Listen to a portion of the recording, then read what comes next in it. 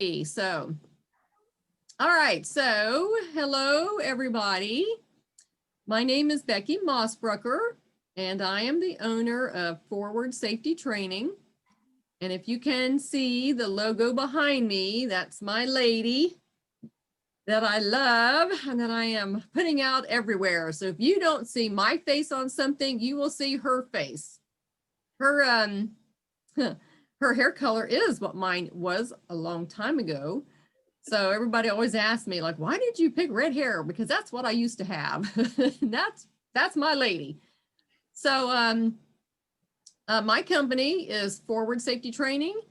And what I'm doing really is I'm specializing in women's safety. And that encompasses a lot of different areas. So some of it is situational awareness. Some of it encompasses how to teach women how to use pepper spray and stun guns and firearms.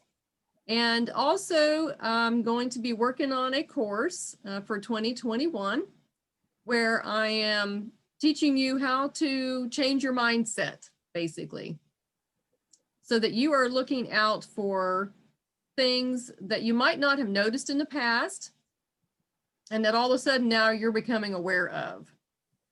So I wanted to just go through real quickly who I am, what I've been doing, why I started this organization, this group, and a little bit about me. So I started doing some firearms training about, 6 years ago, and realized very quickly that all of the training that I could find was all taught by men, and there's nothing wrong with that. But a lot of wives and girlfriends I have learn better from other women. And sometimes the men don't quite always know how to approach us as students or how to answer our questions about our body types. How do we carry things? How do we handle pulling out a pepper spray when you have a child in your arms or a child on your back? Those kinds of things. So I decided to venture out and start this all on my own because of that very reason. And I've taught quite a few women. I haven't counted how many yet, but probably close to 100 by now on a routine basis. And also have taught some Girl Scout troops. I've given them some tips and tricks of how to get out of situations, how to defend themselves if they don't have anything with them like stun guns or pepper spray. And I found that very exciting. You know, teenage girls are fun to watch and they get really into it. So I have learned to be careful what I tell them, because if I say, pretend like you're going to do this, they'll actually do that. So you have to watch what they do. So I am going to be, I'm always learning. I actually had some courses that I was going to take this year in 2020 to further my education. And of course, with COVID around, things got canceled and I didn't feel comfortable going out of state to do a lot of this. So everything has been rescheduled to 2021. So I am very excited to start 2021 and get done with 2020, as probably a lot of you are. And looking forward to teaching more ladies how to learn to be safe and, you know, some key tips and tricks and things to look for, things to be aware of that you might not have thought about. I'm also curious to know what kind of topics you all would like to see presented. So my plan is to go monthly, whether it's on Zoom or Facebook Live in this private group, something in a live nature, and discuss whatever it is you want to discuss. You know, this is a private group on purpose. So we don't necessarily share the information that's in this group, but if you have friends that are of the female persuasion that you would like to have added to this group, just let me know. and I'd be glad to send them an invitation. There are no men allowed. They can look at things I put up on my public page, but this is just for the ladies. I also was curious as to what night of the week most people are free. I thought Monday nights would be good because I'm thinking the beginning of the week, you know, hopefully there aren't too many meetings going on, and Tuesdays and Thursdays just seem like they are packed. But a couple of my friends are like, I can't come on Monday either because I've got these other Zoom meetings. I'm like, oh my goodness. I don't know that there is a good time for everybody. So I'm going to record these meetings so that we can play them at a future time. So one thing I did want to talk about real quick for the holidays, I was looking up some information about Christmas trees. I thought this was so interesting. I mean, everybody knows that Christmas tree lights are very, very bright and can get very, very hot. And sometimes they can actually cause a fire in your tree, which is terrible. But I thought, you know, maybe this is something at this time of the year that, you know, we might want to talk about. So some of the statistics that I looked up were saying things like nearly half of the holiday decoration fires happen because the decorations are placed too close to a heat source. And they were saying it's really fun to decorate during the holidays. Of course, you should see my living room. I should take a picture and put that up. It's decked out. I like a lot of lights, so there are lights everywhere. And I make sure that I turn them out every single night. My husband wants to leave the lights on the tree all night long. And I said, we're all asleep. There's no reason to leave the lights on. And we always get a live tree. So you have a live tree and you have hot lights. That's not always a good combination. So one thing you should do is make sure you turn your lights off when you're not in the house. And then make sure that you water your tree every day. I watered mine every other day until I read this. So I always used to just stick my hand in the dish, you know, that the tray sat in to determine how much water was in it, thinking that that was a good way to determine if I needed to add more water to that tree that day. And apparently that's not a good judge. You should water it every day regardless. So we all know that a dry tree can catch on fire very easily, and the hot lights is one way that that can happen. Certainly, if you have candles, you want to make sure that they are away from any kind of curtains or material, you know, like a tablecloth on a table. Certainly the fire department recommends that you use battery operated flameless candles instead of real candles for that reason.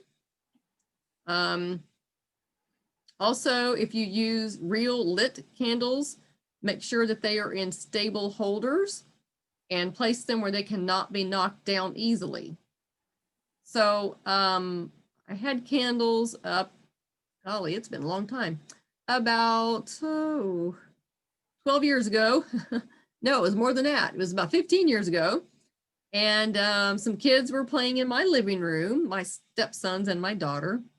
And the boys were throwing pillows at my daughter, of course, and knocked over a candle and, you know, didn't burn anything, luckily for us, but the wax melted into the carpet, right? And it was like, oh my gosh, how in the world am I going to get this out of here? That was a chore.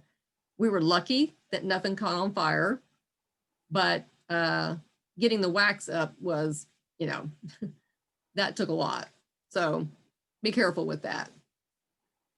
Also, between 2014 and 2016, there were 108,000 winter residential home fires. So it could be that it's not necessarily the Christmas lights that are catching the tree on fire. It could be candles. It could be people cooking, making a lot more meals than you would normally make because it's the holiday times, you know, leaving water boiling on the stove and walking away and forgetting about it. I mean, you know, who knows? I'm also curious to know how many of you have fire extinguishers in your kitchen. We have one in our kitchen, we have one in our laundry room, we have one upstairs in our bedroom. You know, the fire department suggests that you have fire extinguishers staged in any large gathering area, whether it's upstairs, downstairs, garage. I mean, we have several. And I also wonder how many of you have fire extinguishers in your car. I have not done that yet, I will admit. I keep thinking I'm going to buy one and put it in my bag that I keep in my car for, you know, other things, but I haven't done that yet. So I'm going to make that a New Year's resolution to go buy a fire extinguisher for my car and keep that in my car. Did you know that you can also use that fire extinguisher if you need to use it for self-defense? So it's not just for the car necessarily. I mean, that's your main goal in case your engine ever catches on fire, but you could also use it to break open your window if you have to get out of your car very quickly and you don't have a glass breaker in your car, which you should have. If you have to, you know, get out, you've driven into a lake or a pond or whatever, and you need to break the window to get out, that's something you can use.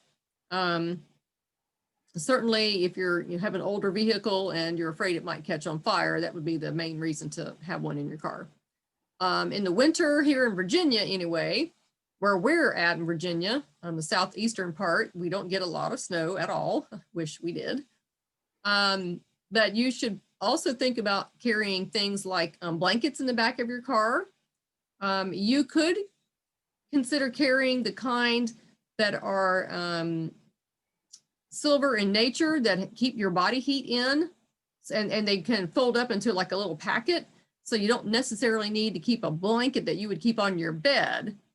You can also keep things like the hand warmers in case the heat goes out in your car and you're stuck on the side of the road and you need to wait for AAA or somebody to come and help you. So the little hand warmers that the hunters all use, you can get some of those and leave those in your car. Those things work really well. I have used them quite often. And in my boots for my feet, they do work. I carry an extra set of gloves, winter gloves, and an extra hat in my car. Sometimes if I leave in the morning and it's not that cold, by the time I get home that afternoon, it's like, oh my gosh, like today, our temperature changed like 10 degrees very quickly. So I carry extra gloves.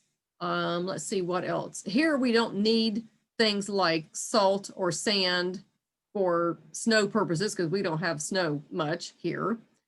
So I don't carry that. I used to when I lived in Memphis. I always carried a bag of kitty litter in the back of my car. Let's see. What other safety thing can you keep in your car? If you don't have and you think you might want, there is a thing on Amazon. I need to look it back up and tell you what the name of it is, but it's a starter for your car. It's like a battery charger. So if you have jumper cables, that's great. But what if you don't have anybody else coming to help you and you need to jump your car yourself? Amazon sells this packet. I don't remember how much it is, but that might be something you might be interested in asking for Christmas this year or after Christmas. You say, oh, I did not get that for Christmas. I need an after Christmas present. That might be an idea. Anything else that's going to keep you safe? Some flashers you can put behind your car. You could get the triangle signs that show that there's, you know, something going on with your car. You can put those in the out on the street behind your car if your car breaks down.